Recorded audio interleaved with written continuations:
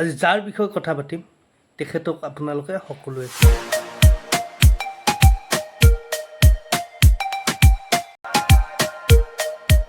দুখীয়াৰ কাষত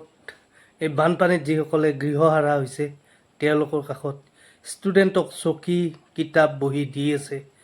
আপোনালোকৰ একেবাৰে মৰমৰ আৰু আপোন আৰু দুখীয়াৰ যাক ভগৱান বুলি কোৱা যায় কিছু আমাৰ মৰমৰ দুখীয়াৰ ভগৱান সময় গগৈ গতিকে চাওক এজন ব্যক্তিয়ে ইমানখিনি কৰি আছে তেখেত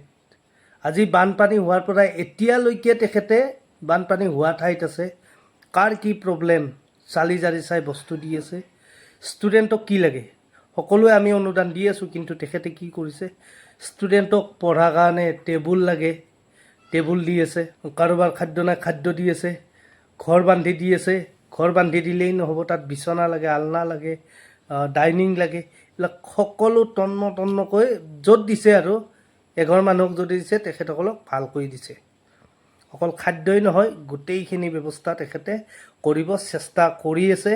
আমি দেখি আছোঁ লগতে মানে গৰু ছাগলী কুকুৰৰ কাৰণেও তেখেতে খাদ্য দিবলৈ চেষ্টা কৰিছে এজন ব্যক্তি যিজনেই অসমত যি সোণৰ অসম প্ৰজেক্ট বনায় তাত বহুকেইটা মানে দুখীয়া মানুহক ঘৰ বান্ধি দিছে যিসকলে ঘৰ বান্ধিব নোৱাৰে বা বয়সস্থ মানুহ তেখেতসকলক ঘৰ বান্ধি দি আছে এইটো খুব ডাঙৰ কথা আৰু আমি চেলুট দিব লগা কথা যি কাম চৰকাৰে কৰিব লাগিছিল কৰি আছে হ'লেও য'ত চৰকাৰে ঢুকি পোৱা নাই সময় গগৈ তাত গৈ কিনে কাম কৰি আছে দুখীয়া ল'ৰা ছোৱালীক ৰাস্তাত লগ পাইছে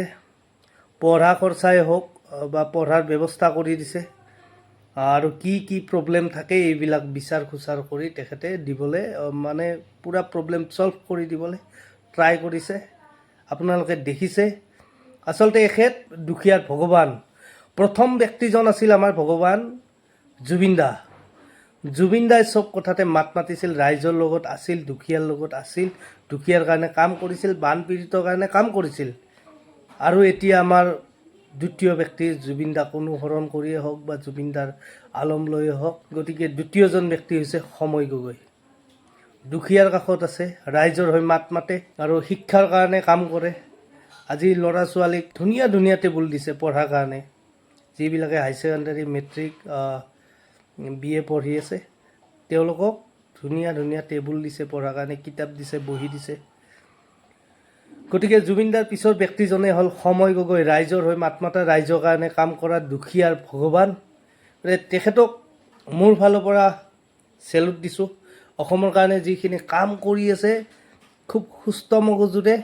কাম কৰি আছে খুব সুবিবেচনাৰে কাম কৰি আছে চাই চিতি কাম কৰিছে আৰু এই সময় গগৈয়ে অকল মানৱ জীৱনৰ কাৰণে কাম কৰা নাই তেখেতে পশুৰ কাৰণে কৰিছে জীৱ জন্তুৰ কাৰণে কৰিছে আনকি যিসকল আমাৰ বৃদ্ধ আছে বৃদ্ধ আইতা মাসকলৰ কাৰণে বৃদ্ধাশ্ৰম খুলিছে গতিকে এনেকুৱা কাম এজন ব্যক্তিয়ে কৰাটো অসম্ভৱ